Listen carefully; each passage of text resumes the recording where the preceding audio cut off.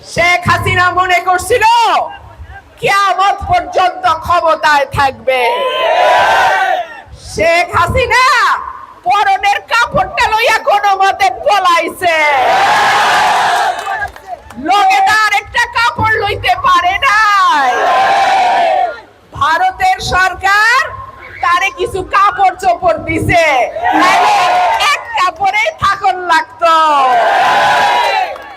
আল্লাহর বিচার বড় কঠিন বিচার, আল্লাহর বিচার বড় ভয়ঙ্কর বিচার। আমাদের লাখ লাখ ভাইয়ের উপরে যে নির্যাতন 15 বছরে হয়েছে, আল্লাহ সাক্ষী। আজকে তাকায়া দেখেন, কোথায় শেখ পরিবার, কোথায় হাসিনা, কোথায় রেহানা, কোথায় তাপস? কেউ না। মন্ত্রীরা লাশের হিসাব নেয়, মন্ত্রীরা গুম করার নির্দেশ দেয়, মন্ত্রীরা খুন করার নির্দেশ দেয়। আমার বোনের কাছ থেকে আমার ভাইকে তুলে নিয়ে যায়, আমার ভাইয়ের কাছ থেকে আমার বাবাকে, আমার চাচাকে তারা গুম করে। এখন আদালতেও যাইতে পারে না। মাইনসে পচা ডিম আর কি জুতা লইয়া রেডি থাকে। কোরআনে আল্লাহ পাক বলছেন, ওয়াতুইজ্জু মান তাশা ওয়া তুযিল্লু মান তাশা। আমি যাকে ইচ্ছা সম্মান দান করি, যাকে ইচ্ছা আমি বেইজ্জত করি। বেইজ্জতি কত প্রকার ও কি কি এইবার হাসিনা তুমি টের পাইছো। আমরা সকলের প্রাণের নেতা, আমাদের নয়নের মণি, আমাদের মা দেশনেত্রী বেগম খালেদা জিয়াকে ৭৬ বছর বয়সে হাসিনা তুমি জেল খাটাইছো মিথ্যা মামলায়। আমাদের মাকে তুমি বাড়ি ছাড়া করছো, ঠিকানা ছাড়া করছো হাসিনা। বাংলাদেশের মাটিতে তোমার আর জায়গা হবে না। ৭৬ বছর বয়সে পলাইছো তো শ্বশুর বাড়ি। আল্লাহ করে যেন কবরটাও তোমার বাংলাদেশে না হয়। আমার মা, আমাদের মাকে ঠিকানা ছাড়া করেছে যেই মহিলা, বাংলাদেশের মাটিতে সে ফিরতে পারবে না। আমরা তার সমুচিত জবাব দেব ইনশাআল্লাহ। আমরা ধৈর্য ধরছি, একদিন না, 2 দিন না, 15 বছর আমরা ধৈর্য ধরছি। আল্লাহ তাআলা বলছেন, সবর করো বান্দা, তুমি সবর করো। আমরা সবর করছি, আমরা ধৈর্য ধরছি।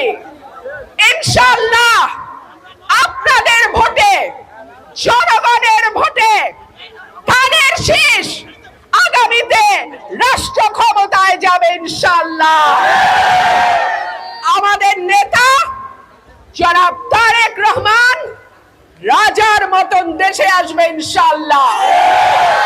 আমাদের নেতা কর্মীদের বিরুদ্ধে যত মিথ্যা মামলা হয়েছে, আমি দাবি করছি এই সরকারের কাছে এইসব রাজনৈতিক মিথ্যা মামলা তুলে নেওয়া হোক।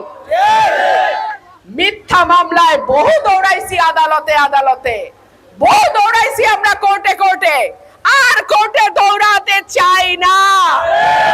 এখন দেশ গঠনে কাজ করতে চাই।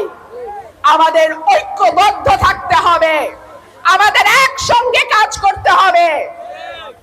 দলে অনেক বড় দল, অনেক মানুষ এই দলের সঙ্গে আছে, সকলেরই নেতা হওয়ার ইচ্ছা থাকে, তবে নেতা তৈরি করে আল্লাহ, এবং যাকে ইচ্ছা তাকে তৈরি করে।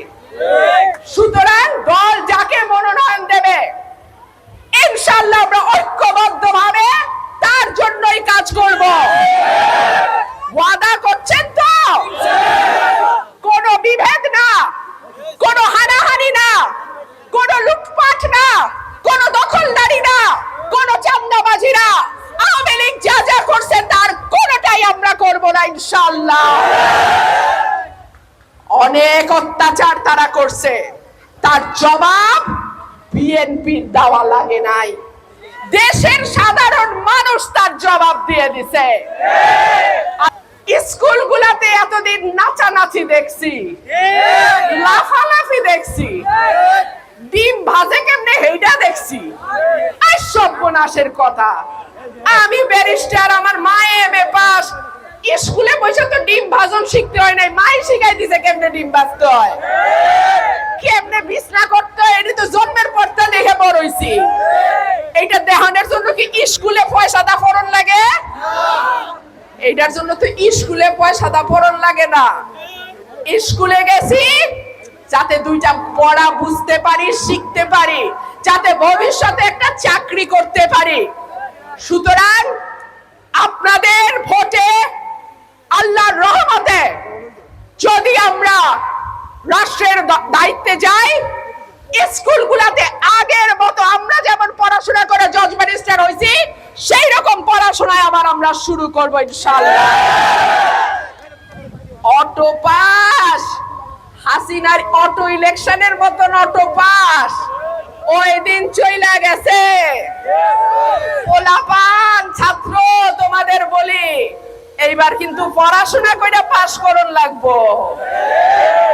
অটো পাস এমনিতে শান্তি লাগে, এখন খুশি লাগে, পড়তে হয় না, খেললে বেড়াইলেই চলে, কিন্তু জীবনে বিরাট ক্ষতি।